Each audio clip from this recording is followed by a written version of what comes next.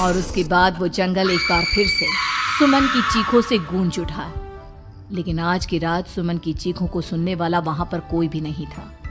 अगर वहां पर कोई मौजूद था तो बस हरिया, जो कि अब एक भेड़िए में बदल चुका था। सुमन के बालों को पकड़कर घसीटते हुए वो जंगल के बीचों बीच एक जगह पर ले जा रहा था। अगली सुबह गांव में।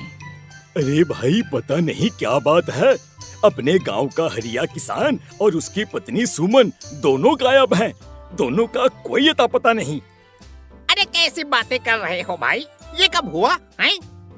अरे पूरे गांव में खबर फैली पड़ी है। कल रात को दोनों खेत की तरफ जा रहे थे, लेकिन लौटकर आए ही नहीं। तो हो सकता है अपने खेत पर होंगे। पूरा गांव ढूंढ कर आया है भाई। जानते हो क्या मिला वहाँ पर? क्या हुआ भाई, क्या मिला? बताओ हमें क्या मिला? अरे हरिया की पत्नी सुमन के कपड़े पड़े हुए थे।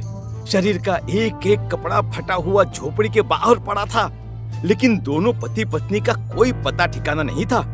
अरे भाई, लेकिन उसका जो दोस्त है ना रामू किसान, उससे पता करके आते हैं ना। अब तक तो दोनों साथ ही खेत पर जाया करते थे। हाँ, हमें उसके घर जाना चाहिए भाई। चलो वहाँ चलते हैं, चलो। वो सारे लोग रामू के घर पर पहुँचते हैं। रामू अपने घर के बाहर बैठकर हुक्का पी रहा था। आज सारे के सारे लोग टोली बनाकर मेरे घर क्यों आ रहे हैं? क्या कोई मर गया क्या भाई? अरे कैसी बातें कर रहे हो? तुम्हारा सबसे अच्छा दोस्त हरिया और उसकी पत्नी गायब है और तुम यहाँ बैठकर हुक्का पिए जा रहे हो हैं? रामू ने अजीब सी नजरों से उन सब गांव वालों की तरफ देखा, जिसकी वजह से वो लोग एक बार के लिए डर गए। गायब है? अरे गायब नहीं है, मुक्ति मिल गई है। उन दोनों को मुक्ति मिली है। इस दुनिया में आकर हर इंसान पाप करता है और उसे उसके पापों के लिए मुक्ति मिलना बहुत जरूरी है। अरे ये कैसी बहकी बहकी बातें कर रहे हो भाई, हैं? और इसका चेहरा अजीब सा क्यों लग रहा है? लगता है दोस्त के मरने का गम बैठ गया है। पागल हो गया है शायद ये पागल। ये बात सुनते ही रामू चीख कर जोर से चिल्लाते हुए कहता है, पागल मैं नहीं हूँ, पागल तुम सब हो। और ये शैतानी जंगल अब तुम में से किसी को नहीं छोड़ने वाला, सबको खा जाएगा। याद रखना मेरी बात। शैतानी जंगल? कैसा शैतानी जंगल? लगता है रामू पागल हो चुका है। हमें यहाँ से चलना चाहिए भाई। चलो। तभी रामू की पत्नी बाहर आती है। नहीं, आप लोग इनकी बात का बुरा मत मानिए। 2 दिन पहले हरिया के साथ खेत पर गए थे। जब से वहाँ से आए हैं तब से ऐसी ही बातें कर रहे हैं। भगवान जाने ऐसा क्या देख लिया उन्होंने, खेत में कुछ भी बड़बड़ाते रहते हैं। लेकिन गांव के लोगों ने कमला की कोई बात नहीं सुनी और वो सब वहां से चले गए। रात अब धीरे धीरे ढलने लगी थी। तभी अचानक किसी ने धीमी सी आवाज में रामू को पुकारा। रामू, आ जाओ, मैं तुम्हारा इंतजार कर रहा हूँ। और सुनो, अपनी पत्नी को साथ लेकर आना, नहीं तो काम अधूरा रह जाएगा। ये आवाज सुनते ही रामू के चेहरे पर शैतानी मुस्कुराहट आ जाती है। वो धीमे कदमों से अपने घर के अंदर आता है। क्या हुआ? तबीयत ठीक है ना अब आपकी? मैं तुझे अपने साथ खेत पर ले जाने आया हूँ, चल। मैं तुम्हारे साथ कहीं नहीं जाने वाली। मुन्ना गहरी नींद में सो रहा है और उसे अकेला छोड़कर मैं तुम्हारे साथ खेत पर नहीं आ सकती। वैसे भी तुम्हारे उन खेतों में भगवान जाने कौन सा राक्षस घूम रहा है, मुझे तो डर लगता है। रामू गुस्से में दांत पीसता अपनी झोपड़ी से बाहर आ जाता है और कमला गहरी नींद में अपने बच्चे के साथ सो जाती है। तभी अचानक रात को रामू की झोपड़ी के ऊपर एक साया वही गाना गुनगुनाते हुए घूमने लगता है जो हरिया के मोबाइल में बजा करता था। मैं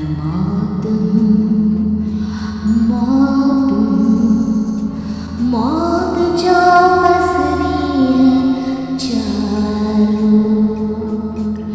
जो आएगी कहीं से भी निगल जाएगी सबको।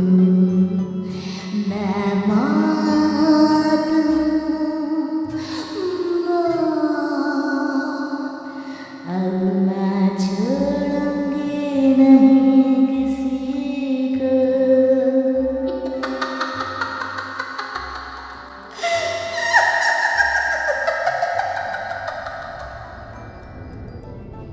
ये आवाज सुनकर रामू की पत्नी कमला की आंख खुलती है और वो देखती है कि उसका मुन्ना अपनी जगह से गायब था। कमला चीखते हुए बाहर दौड़ कर आती है। वहां पर उसने देखा कि रामू ने अपने बच्चे को झोपड़ी के बाहर एक पेड़ से उल्टा लटकाया हुआ था और उसका बच्चा चीख चीख कर रो रहा था। वहीं दूसरी तरफ एक साया बच्चे के ठीक नीचे आग जलाकर उसके चारों तरफ हैवानों की तरफ नाच रहा था। छोड़ दो मेरे बच्चे को। अरे क्या कर रहे हो तुम? शर्म नहीं आती तुम्हें? अपने ही बच्चे को इस तरह मौत के हवाले करते हुए। अपना बच्चा?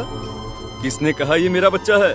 अरे ये तो उस रामू की औलाद है, इस गांव के किसान रामू की, और मेरी दुश्मनी इस गांव के हर इंसान के साथ है। क्या?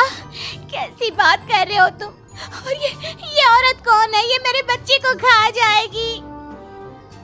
तभी अचानक से उस साया ने एक बेहद खतरनाक दिखने वाली औरत का रूप ले लिया और उसकी आंखों से आग निकल रही थी।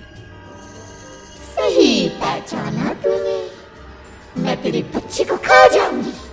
अगर तू अपनी इस हैवान पति रामू के साथ जंगल नहीं आई तो मैं तेरे बच्चे को खा जाऊंगी। लेकिन क्यों? आखिर क्या चाहते हो तुम मुझसे? मुझे जंगल क्यों ले जाना चाहती हो? औरत बुरी तरह से ठहाके मार मार कर जोर जोर से हंसने लगी और साथ में रामू भी। ये तो तुझे वहाँ चलने के बाद ही पता चलेगा ना। अगर तू नहीं आई तो थोड़ी देर में तेरा ये बच्चा आग में जलकर मर जाएगा। चल जल्दी। नहीं नहीं, मेरे बच्चे को छोड़ दो।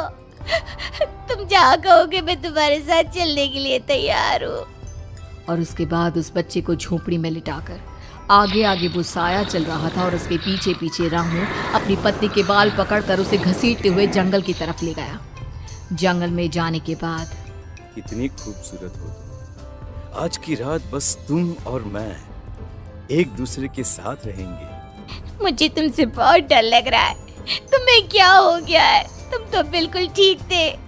वो होगा जो हमारे बीच होना चाहिए। तो आओ आओ, अपने आप को मेरे हवाले कर दो। कमला ने डर की वजह से अपनी दोनों आंखें कसकर बंद कर ली थी।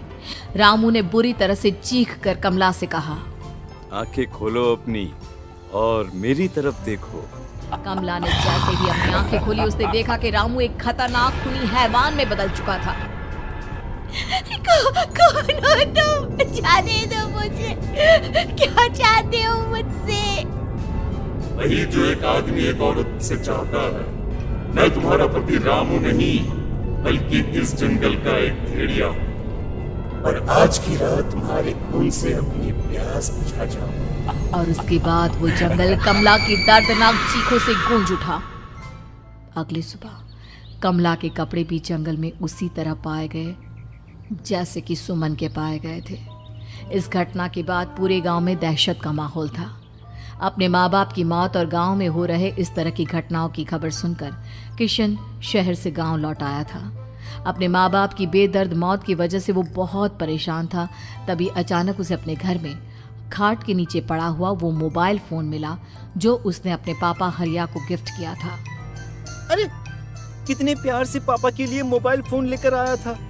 इसे एक दिन भी काम में नहीं ले पाए। और आखिर कौन है जो गांव में इस तरह की हत्याएं कर रहा है? क्या है इन सब के पीछे? क्या है? मुझे पता करना ही होगा, वरना एक दिन पूरा का पूरा गांव खाली हो जाएगा। इस गांव में एक भी जिंदा इंसान नहीं बचेगा। गांव के लोगों की मदद करने के इरादे से किशन अपने गांव से दूर एक दूसरे गांव में बहुत बड़े तांत्रिक के पास मिलने के लिए गया। तांत्रिक बाबा, अब आप ही कुछ उपाय बता सकते हैं। भगवान जाने हमारे गांव को किसकी नजर लग गई है। नजर नहीं लगी है, किसी ने तुम्हारे गांव को बद्दुआ दी है। किसी सताई हुई आत्मा का प्रकोप है और अब वो पूरे गांव में किसी को नहीं छोड़ेगी जब तक उसकी आत्मा को शांति नहीं मिल जाती। अरे लेकिन ऐसा कौन है बाबा? किसकी आत्मा है और कैसे मिलेगी उसे शांति? मौत है, मौत कहीं से भी आएगी और सबको निगल जाएगी। इससे बचने का सिर्फ एक ही उपाय है, लेकिन उस उपाय को करना आसान नहीं होगा। जो भी उस उपाय को करने की कोशिश करेगा उसकी जान जा सकती है। भले ही मेरी जान चली जाए, लेकिन मैं अपने गांव के लोगों की जान बचाने की पूरी कोशिश करूंगा बाबा। तो ठीक है फिर, अगली अमावस की रात जैसा मैं कहता हूँ वैसा ही करना। अमावस की रात तांत्रिक के बताए अनुसार किशन अपने साथ केरोसिन लेकर जंगल की तरफ चल पड़ा। उसके हाथ में देवी के मंदिर का सिंदूर भी था। किशन जंगल के बीचों बीच पहुंचा। ये देखकर उसकी आंखें फटी की फटी रह गई। वहां एक उबलते पानी का तालाब था और कई लोगों की लाश लटक रही थी। किशन की माँ बाप की लाश भी वहीं थी। माँ, बापू, क्या हो गया? ये क्या हो गया? तभी वहां पर एक औरत और आदमी आते हैं। उन्हें देखकर किशन चौंक जाता है। गोपाल काका, आपकी तो 5 साल पहले मौत हो गई थी। और निर्मला काकी, आप? मौत तो हो गई थी, लेकिन तुम ये नहीं जानते कि हमारी मौत कैसे हुई थी। क्या कहना चाहते हैं आप? कुछ नहीं, बस ये जान लो कि अब इस गांव में कोई जिंदा नहीं बचेगा। लेकिन क्यों काकी? क्योंकि 5 साल पहले इन गांव वालों ने मुझे डायन बताकर पत्थर मार मार के मार डाला। मेरी कोई गलती नहीं थी। गांव का एक बच्चा क्या लापता हुआ, सारा इल्जाम मेरी पत्नी पे डाल दिया। और जब मैंने निर्मला की जान बचाने की कोशिश की तो मुझे भी मार डाला। आपके साथ ये बहुत गलत हुआ काकी, लेकिन आप जो कर रहे हैं वो भी सही नहीं है ना? तुम यहाँ से चले जाओ वरना तुम भी नहीं बचोगे। हमारी आत्मा पिछले 5 साल से मुक्ति के लिए भटक रही है। चले जाओ यहाँ से। मौका देखकर किशन सिंदूर उन दोनों के ऊपर डाल देता है। उनका शरीर जलने लगता है और वो भयानक तरीके से चिल्लाने लगते हैं। अगले ही पल किशन उनके ऊपर केरोसिन डाल देता है और वो दोनों जल जाते हैं। किशन अपने माँ बाप और दूसरी लाशों का अंतिम संस्कार करवाता है और अपने घर लौट आता है। लेकिन वो अभी भी इस बात से अनजान है कि मोबाइल अभी भी बज रहा था। मैं